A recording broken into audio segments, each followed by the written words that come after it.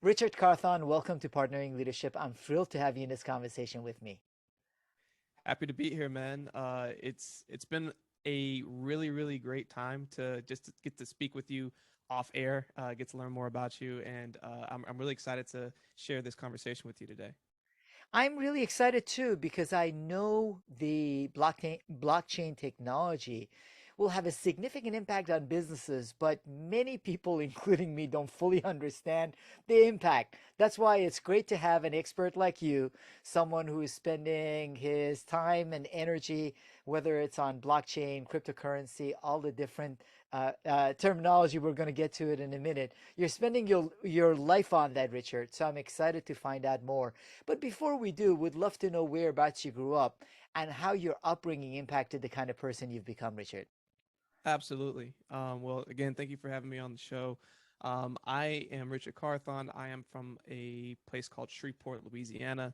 So if you think of Louisiana as like a shoe, I'm in the top left corner.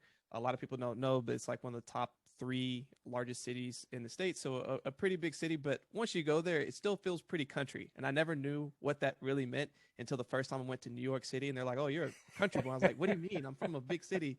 Nope, no, I'm not. So uh, growing up there, Richard, I have to interrupt you. I have to tell you, you can go to New York from London or DC, and they say you're from the country. So New York is a place all to its own. But go on. oh, absolutely, for sure. But growing up there, it was very interesting. So Louisiana being a very uh, red state, very conservative state, I grew up with wanting this, wanting to be able to go and see if the world was bigger than just kind of narrow mindedness, closed minded um, approach to a lot of different things. And look, I would say that I'm moderate. I am. I, with that being my upbringing, I can understand both sides. I really can understand all of it. And where our country unfortunately is leaning very hard left and right, it takes people to be able to come in the middle to understand each other and make things move forward. And I just think there's not enough of that. So I think my upbringing helped me to be able to understand that side. And then me being able to go to college to a place like Tulane University, where it's in New Orleans, Louisiana. And the reason that I even went there was because I was originally going to go to Cornell University in Ithaca, and I played sports back in high school. I was a dual sport athlete, played football and baseball, went on to play that in college, and I wanted to get as far away out of the state as possible. But when I went to Tulane, it really was like being out of state for multiple reasons. One, New Orleans is its own unique spot in the world, period. And then going to Tulane, it's like going to an out of state school in state. So it was really cool because like 60-70% of the kids were from the Northeast and the Midwest and California and whatever. So it was a really cool melting pot of a lot of different types of cultures.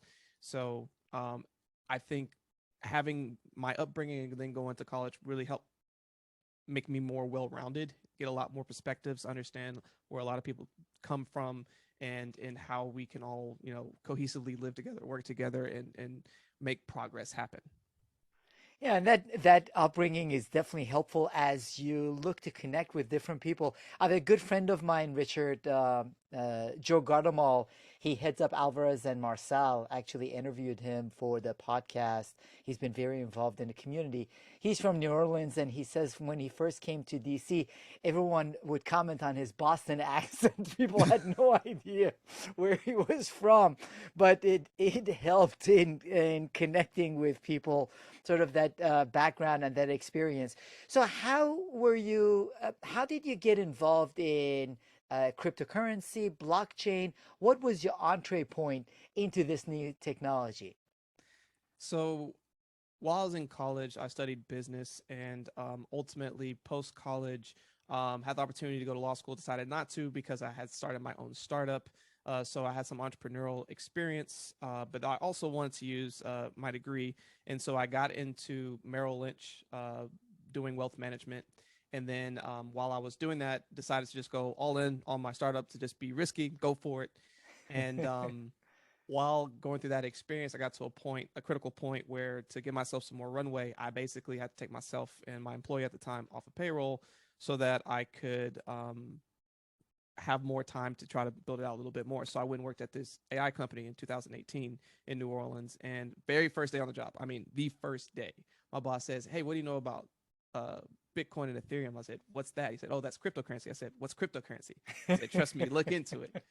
And that one conversation pretty much like disrupted my whole trajectory of like career, because like as I started to learn more about this, I said, this is the future. Like everyone likes to talk about like their big moment, their dot-com moment, right? Of like, oh man, I could have got into Apple back when it first came out, or I could have got in Amazon, etc. Or my friends told me about how I could have invested into these telephone pole things when they were setting up all of this stuff, and it'd have been worth X now. So like I saw that as my moment of that. And so I was like, I need to learn about it. I don't want to just dive into this and not know what's going on. And so that was kind of like my path into the world of blockchain and crypto. Yeah, and obviously it's been a path that you've taken on, constantly learning yourself, Richard. That's one of the things that I find I enjoy a lot in these podcast conversations, and the listeners also really enjoy getting a chance to learn from people that have spent a lot of time and effort learning something, whether it's with respect to leadership or how technologies impact organizations, learning from the best minds in order to then be able to change their own approach to leadership or understand how their businesses will be impacted in the years to come.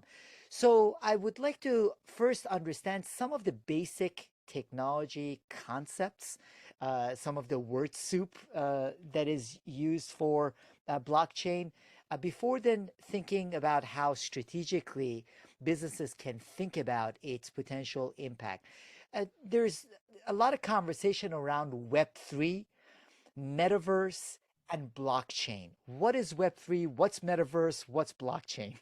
All right, let's break all that down. So, first Web 3. So Web 1.0 was read. So you have your HTML websites. You go on there. You can go on there and read some stuff. That's it. There's nothing you can do to engage with it. Web 2.0. Think of social media, right? So you have Facebook. You have Twitter. You have places where you can go and read, but you also can write. You can now participate. But you, unfortunately, if you're like, oh, I'm doing all this stuff for free and it's really cool, you're the product. So Web 2.0, read, write, but you're the product. Web 3.0 is read, write, ownership. So now you can participate, and as you add value to that website or to that particular online community, etc., you can now own that, and you can now start to earn benefits or own money, other different types of things to have ownership in what you're participating in. So now let's go to blockchain, because we got to start blockchain before we go to metaverse. So blockchain is the underlying technology of a lot of different cryptocurrencies that are out there. Well, all cryptocurrencies built on top of blockchain, but blockchain itself is just a digital ledger, and it's a fancy way of saying digital storage. So the storage is put on different chains. So imagine a block, and you put a whole bunch of information. Then after that information is put in there, it then creates another block. But once that block has been created, you can always go back to it. You can always reference it, and it can't be changed. It's immutable. So once it has been put in place, you can't go back and try to disrupt or change it. It's just always there within that chain. So you can always go back and see how things have evolved and transpired over time. And then to approach the metaverse, so the metaverse is the online universe. So as people, we currently live in the real world. The digital world is the internet, and being able to basically, like you're probably consuming this right now, whether through your earways or through the computer, if you're watching this live, you can engage kind of in this two-dimensional world. The metaverse is then taking that next step and saying that you can now be virtually in it. So whether you put on through like Pokemon Go with augmented reality, being able to hold your phone up and see things that aren't there, virtual like augmented reality in the real world, or being able to do something like what Facebook, aka Meta, is now with the Oculus, be able to put those on and being able to be fully immersed in this particular world. So that is the metaverse. Yeah, and even without the full immersion, Richard, we're going to spend most of the conversation today on the blockchain technology and eventually cryptocurrency and that impact on business.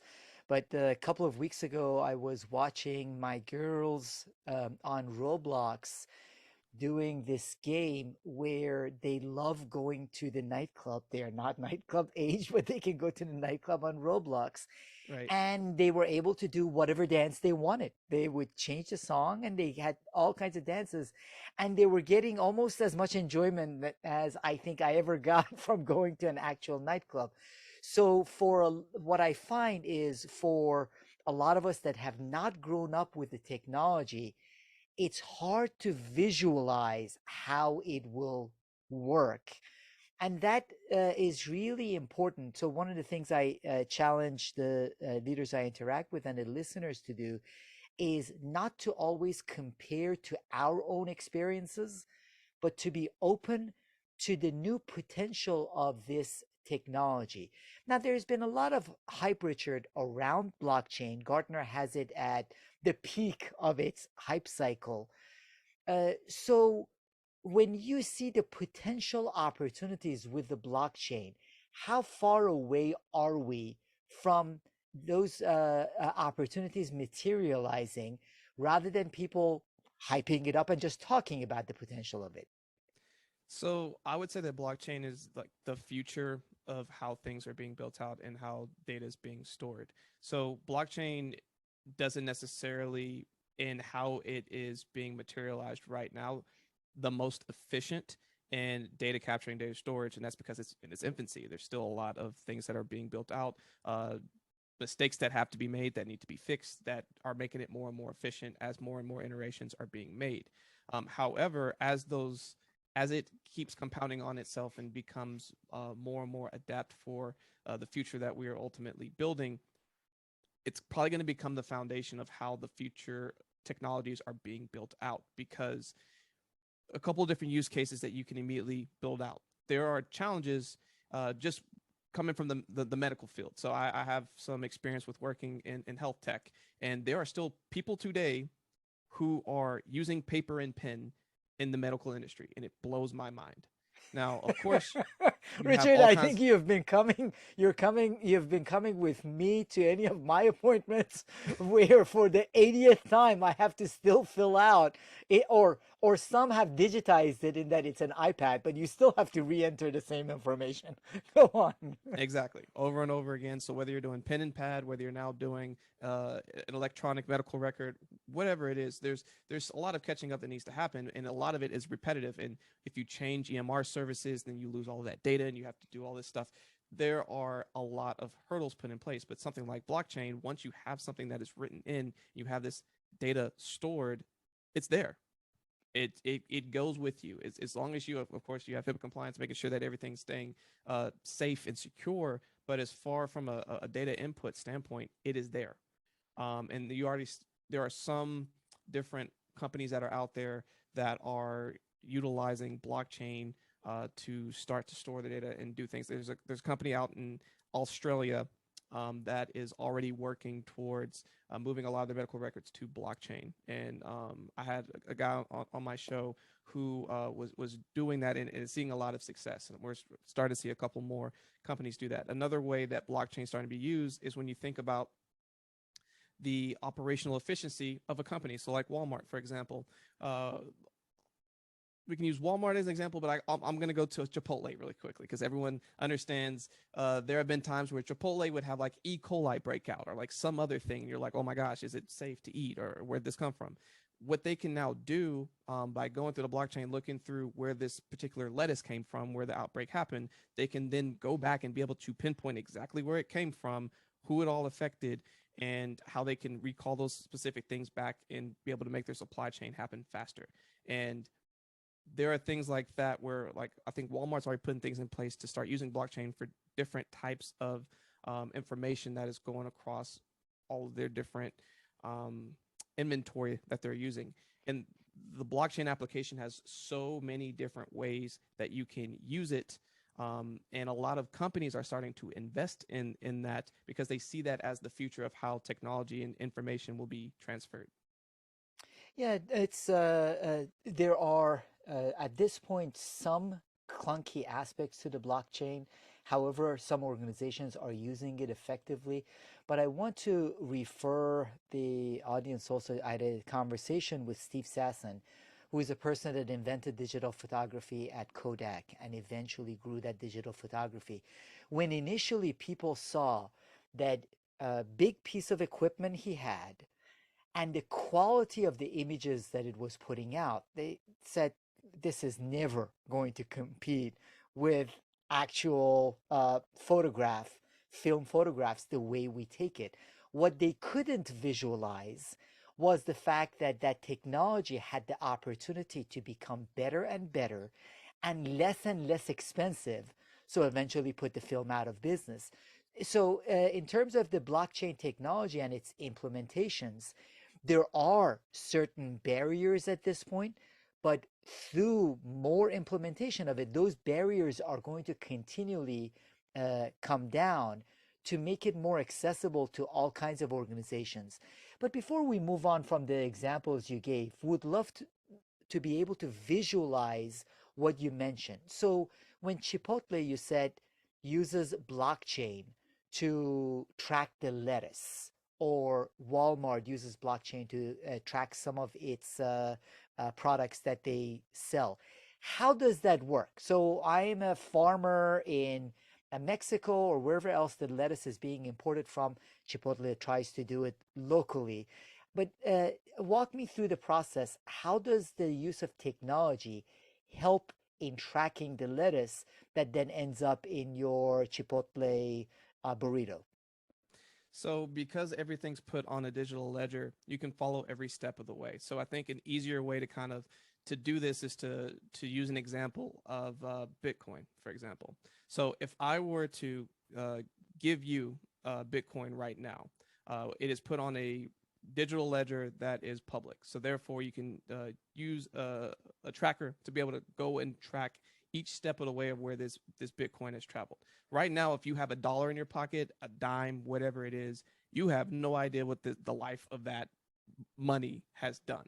However, with Bitcoin, you can see literally from the moment of when it was mined using proof of work all the way to how it was being transferred over time, where it is coming from. So where that is helpful is, let's say that you are trying to pinpoint some potential malicious behavior, and some of the Bitcoin that you have, if you were to go back in time and say like, oh, I saw at this point a large amount came from this area, and then it went distributed out to 5 different wallets at this point. So you can now go like, hey, this is the moment in time where something happened. We need to observe this. So being able to kind of do the same thing, going back to lettuce. So imagine instead of those being Bitcoins, those are distribution centers. In each of those distribution centers, you can start to go and see like, hey, we noticed at this one, this is where the lettuce that ultimately ended up at this place where the breakout happened. And we saw that it went to these 5 centers. And then from these 5 centers, we see that all of it came from this one place in XYZ country. So it's just an easier way to be able to visualize and see where everything's coming from and pinpointing it faster. Yeah, it really becomes transformative in being able to track things. The other thing I'm understanding with respect to blockchain technology, Richard, is that it will take out a lot of intermediaries. So for us to be able to visualize it, at this point, for example, Uber, the app, is an intermediary. And it's a Right. great intermediary for a lot of people. They want to call an Uber, they do, but there is that intermediary. Can you help me understand how will blockchain technology, in essence, disintermediate all these intermediaries we have? Now, Uber is an example. Banks, in many instances, are a huge other example. Insurance companies, I mean, all things, there are so many intermediaries all around us. How will blockchain technology disintermediate these intermediaries? So you brought up a really good example. We'll start with banks. So when you think about why was Bitcoin created in the first place, and of course, Bitcoin is the very first cryptocurrency built on top of blockchain. And it was built in response to the 2008 financial crisis when everything happened in the US and it kind of had trickle effects to the rest of the world. Satoshi Nakamoto, the person or people who knows, came up with the white paper for Bitcoin. And it was to make sure that people would have more power and be more in control of how becoming their own bank, essentially. So what put me on to Bitcoin and made me an avid believer of like, wow, this is like solving a major issue. When I was first doing my research in 2018, I had a friend who was living out in the Philippines, and he was working for an oil and gas company. Now, he'd make his money in the local currency, but then he'd have to convert it to US dollars, and then he'd have to wire it, Western Union it, to the States. The process would take somewhere between 7 and 10 business days, and between conversion rates, wire fees, and everything else, he'd lose 40%. He then said, hey, I learned about Bitcoin. I converted all of my local currency to Bitcoin. I then moved it. It took a couple of minutes, and it cost a couple dollars. I said, that makes perfect sense to me. So you're cutting out all of the intermediaries. You're going directly to who you want to be dealing with, etc. So and then you have the control to be able to do what you want with that money. So the on-ramp is first being able to convert your money into something like Bitcoin, and then being able to send it wherever you want, and then being able to off-ramp it on something like an exchange like a Coinbase or Kraken or FTX, Crypto.com, etc. So you now have an on-ramp into the space, and then you have an off-ramp off of it, and you have the choices to send and do with your money whatever you want. And I imagine, Richard, this will also significantly impact how nonprofits view serving the community. Have there been examples of nonprofits that have used blockchain technology in whether giving resources and funds to the communities they serve or other services? So that's a really great question. One that immediately comes to mind. So I had someone come on my show named Anna Stone, and she was helping to create the world's first digital basic income with Good Dollar. So the idea, so she's based out in Israel, and she noticed that there's this major challenge across people just being able to buy, basic essentials.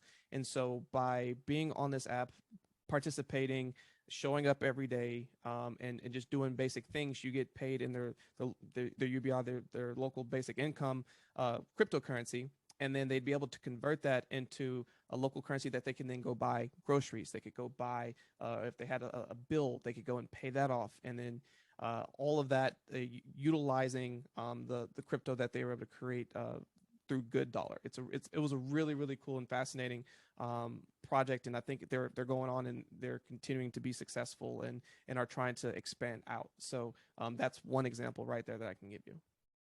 Yeah, so there are lots of potential applications, and I was just reading McKinsey article, and they were mentioning that the blockchain will identify participants, ensure all elements of a transaction are valid, enforce the ecosystem rules and guarantee everyone holds to them. Gone will be the slow, expensive, analog-based methods we have relied on to establish identity and legal status in commercial transactions since the 19th century.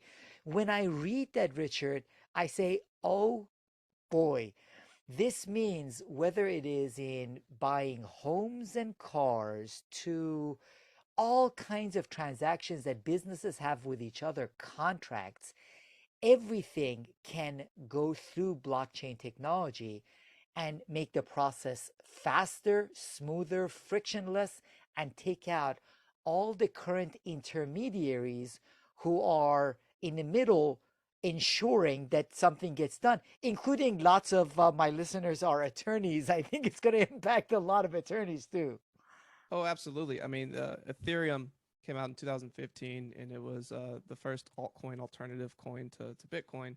And one of the first things that they put into motion were smart contracts. So the ability to put a contract without really needing an intermediary in place, if then type of situation. So prime example, a vending machine. You don't have to have a third party there. Basically, the vending machine says this is $1, press it here, put in $1, press the number, you get it out. In the same way, you can now start doing this with buying property, setting legal contracts, NFTs. There are so many different things you can now start putting if then type of smart contracts in place, and you're starting to see it already take effect across the industry. Yeah, that is going to be really transformative, and I love the vending machine example because again, when I'm talking with people and when we're talking about business contracting and decision making, people have a hard time visualizing those if then scenarios that the blockchain makes possible. Now, Gartner talks about five elements of blockchain. We've sort of addressed some aspects of it, but would love to touch on each one a little bit more. Encryption, immutability, tokenization, decentralization, and distribution. Can you help me understand the encryption part of blockchain? Because much of what you've mentioned, whether it's with respect to health records or the finances, uh, the privacy and encryption and making sure other people don't get access to what is mine is really important. So, what is the encryption part of the blockchain? So encryption can have a huge breadth and could be an entire episode, but to make it really short and sweet, is going to be the security side of it. How do we keep the data that's in each of these blocks as secure as possible?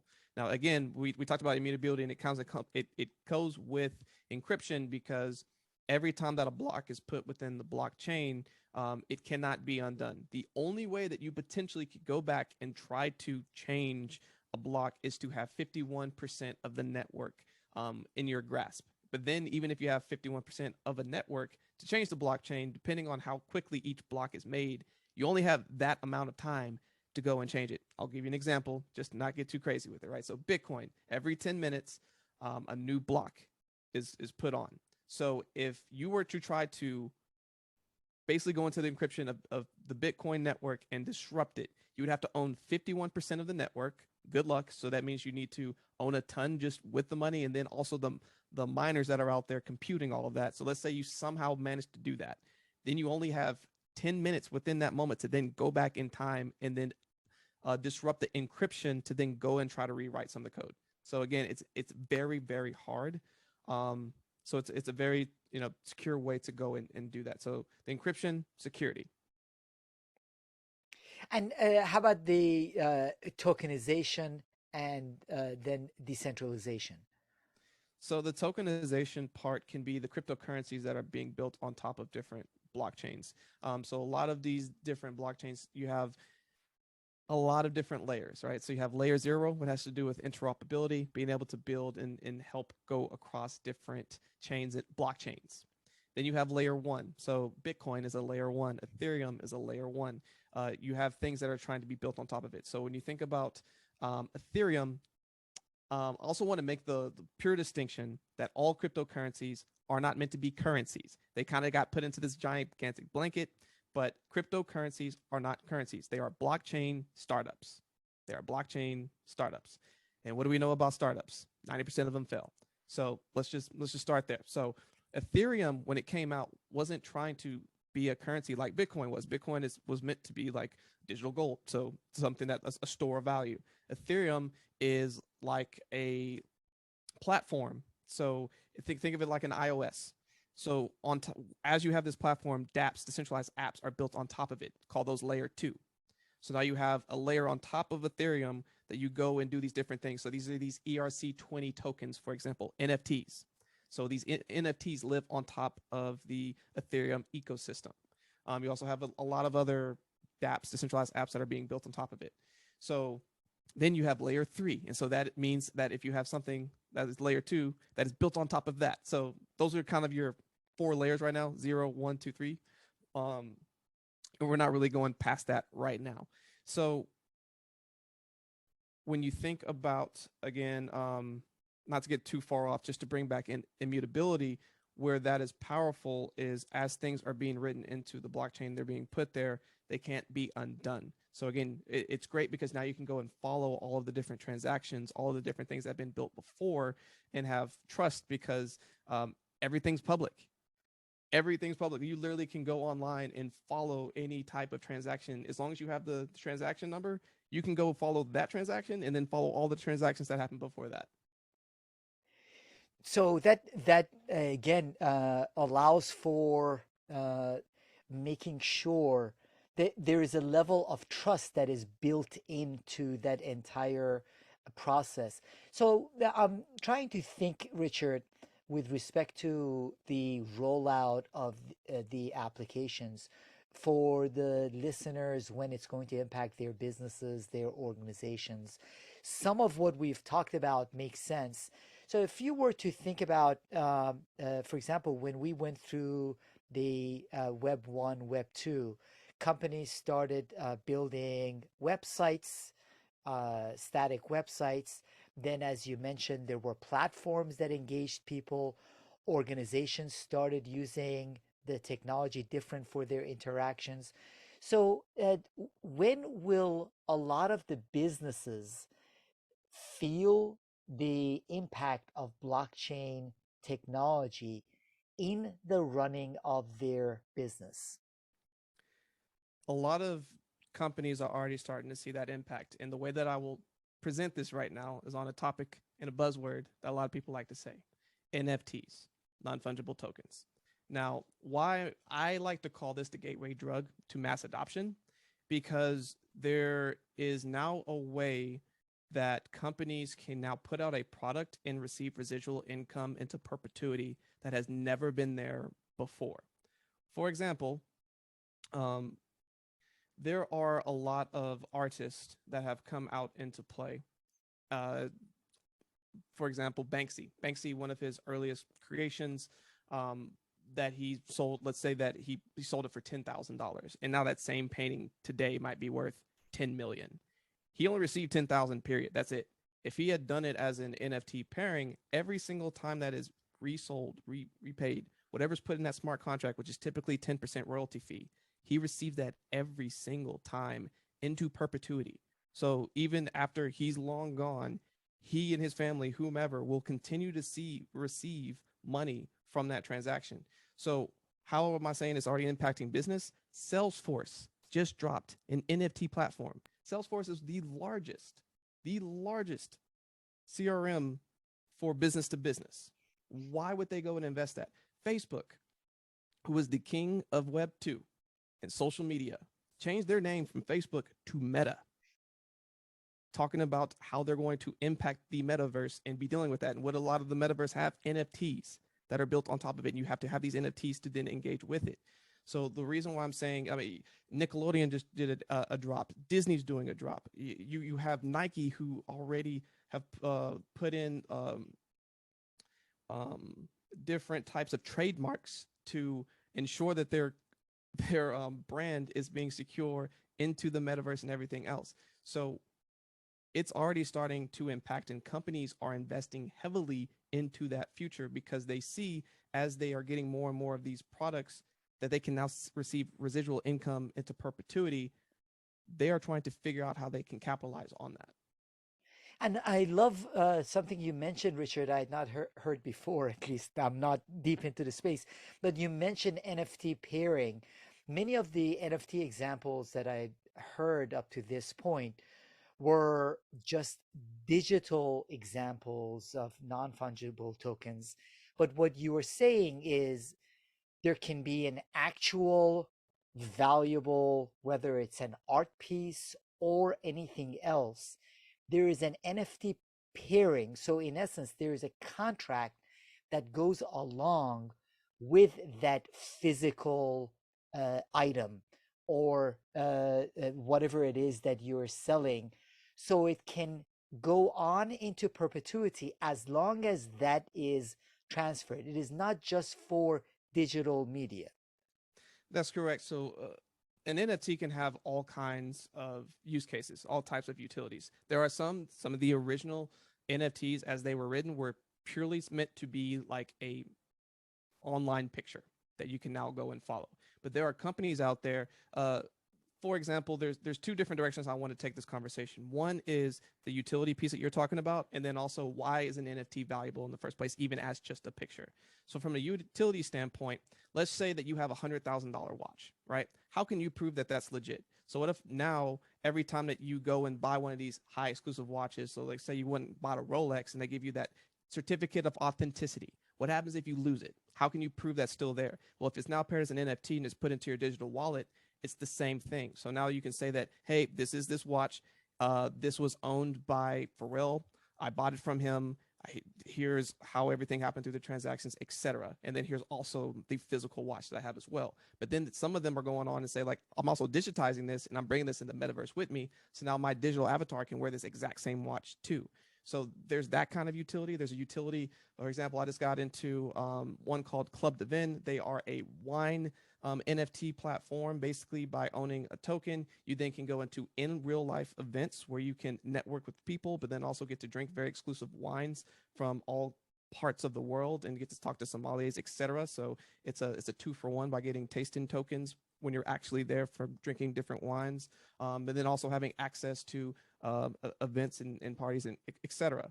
But then we also that's the utility side, and there's a ton of use cases, like there's limitless. But then just going to the picture side, right? So for example, why are people spending an ungodly amount of money for like CryptoPunks? It's one of the very oldest and like representations of NFTs. They have done hundreds, millions and millions and millions of dollars of volume and transactions. Why is that valuable?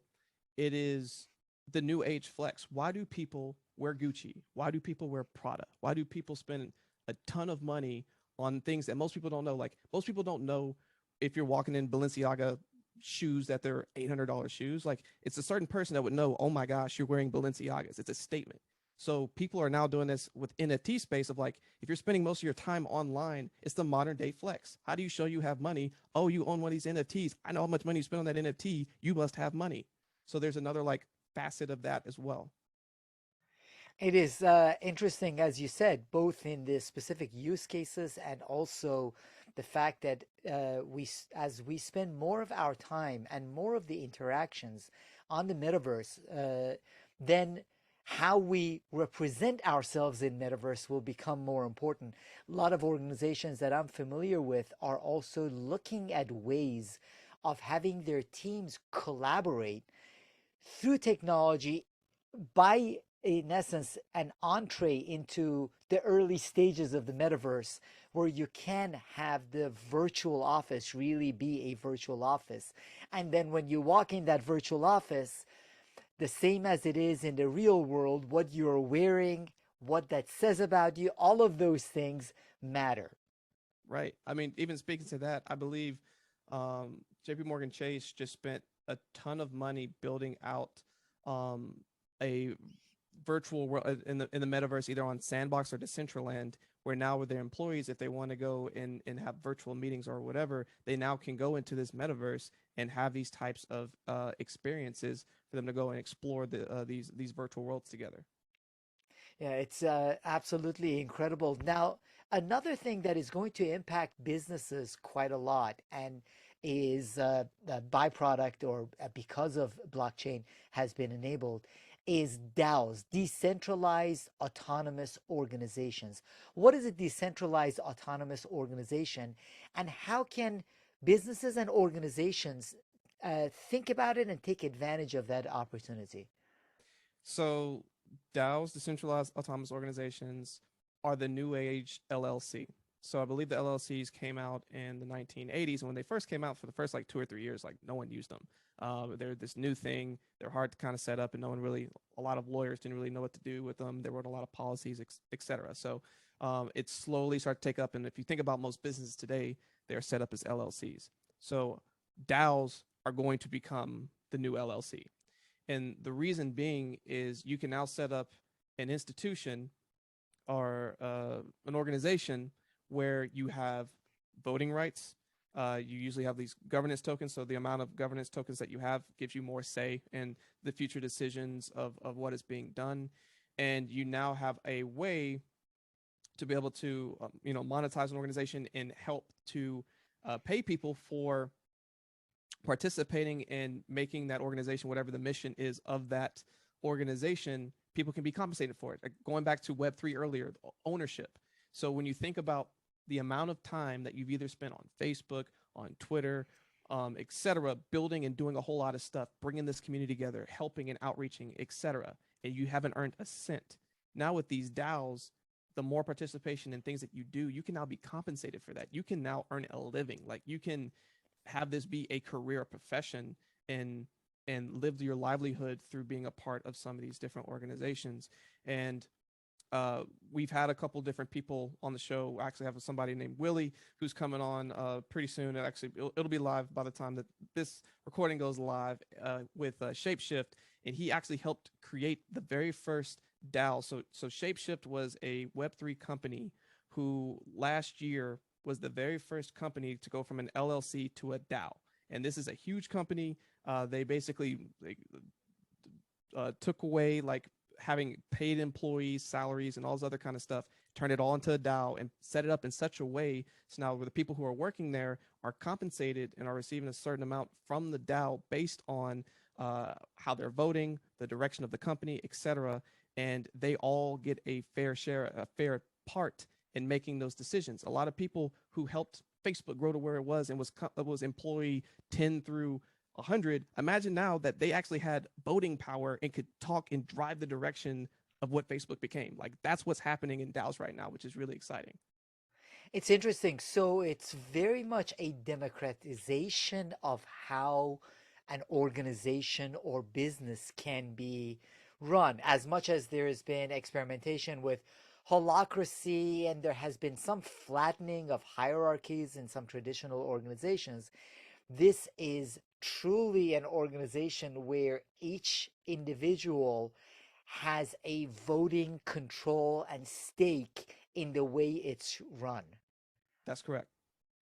So, Richard, have there been examples of organizations that have been established as regular organizations that have made the transition to DAOs, or are most DAOs at this point just started as DAOs?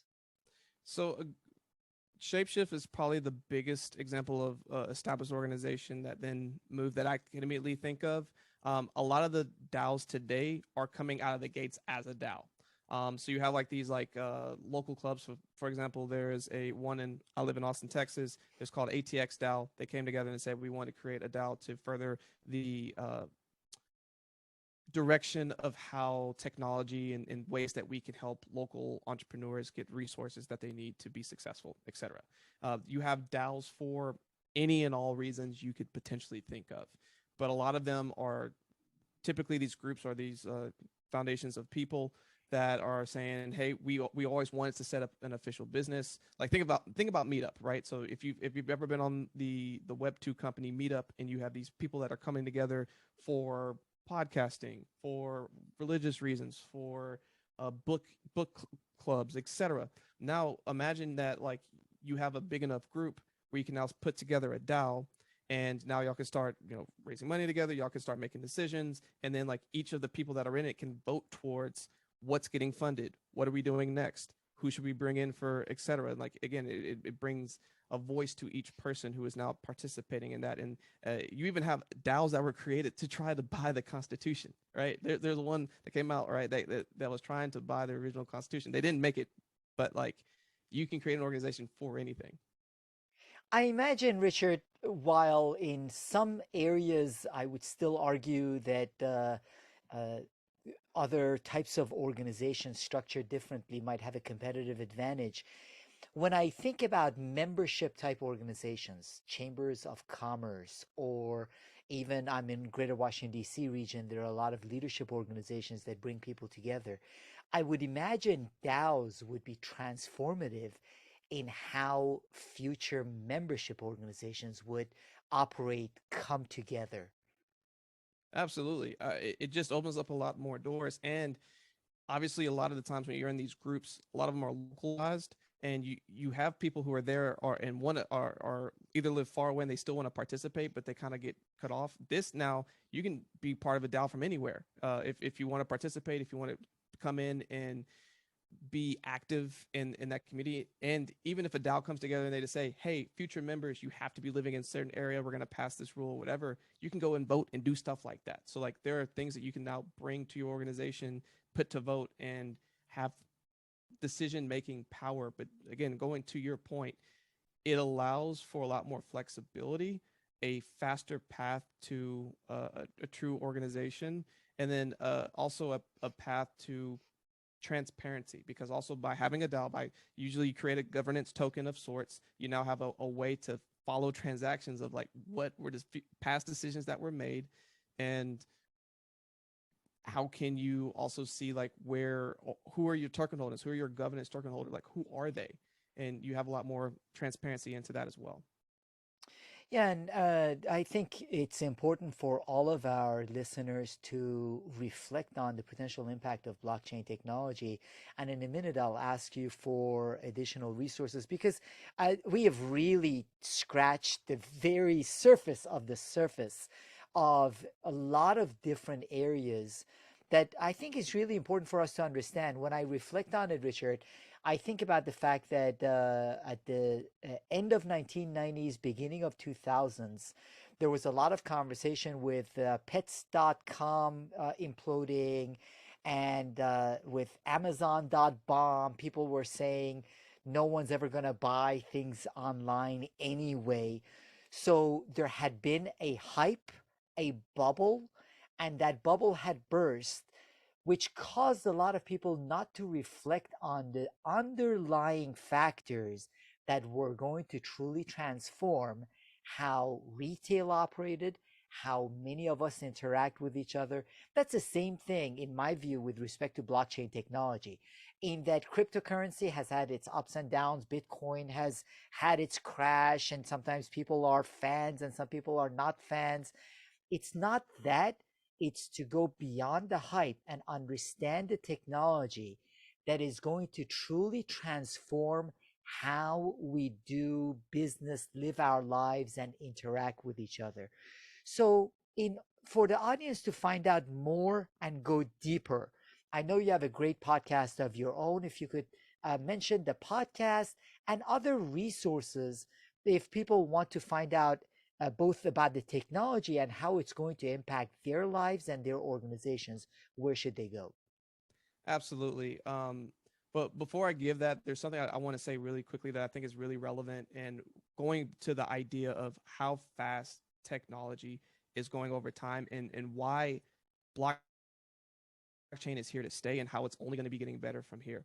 So we are at a pace right now from a technological standpoint that, imagine that you are in 1700. So you look around, there's no pavement on the road, there's wagons, there's candlelights when you go to sleep, and you go to bed. When you wake up, you're in 2022. Just imagine how shell shocked from a technological standpoint you would be, right? Just absolutely amazed. There's electricity, there are cars, all this stuff. Your mind would be blown. We are on pace to have that type of technology happen in the next 25 years. Like that's that kind of jump we're having in the next 25 years. Like that is insane. So yeah, blockchain right now is still in its nascence. It's going to get figured out. It's going to continue to improve. And you can't just look at like the face value of like, oh, what is happening on the top of all this cryptocurrency blockchain stuff. Look at the technology. Look what's happening underneath. What is the foundation that's being built here? And that is super exciting. That is the future. So pay attention to this space. And that's all what I really want to bring home. Yeah, I love that, Richard. I had a conversation earlier this year with Azim Azhar. He has a brilliant book, Exponential Age, and talks about different exponential technologies.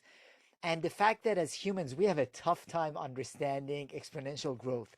Whether it was at the beginning of pandemic, people didn't understand if only 4 people in the US have COVID, how can it spread so easily to so many other people?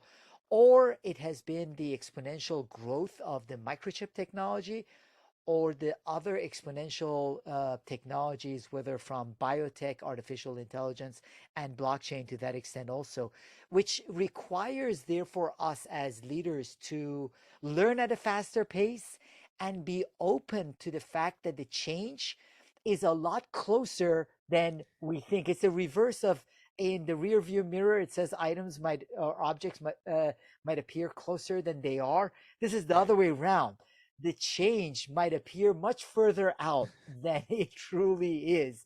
So now, where can we go to find out more, learn more, so we can become students, not just of the blockchain technology, but also its impact on our lives and businesses and organizations? Absolutely. So I run a company called Cryptocurrent. You can check that out at crypto-current.co. We put out brand new content all through the week. Every Monday and Friday, we do interviews with amazing companies that are being built out in Web3. Every Wednesday, we have a show called The Aftershock. It's the latest news in the last week of all things crypto and blockchain.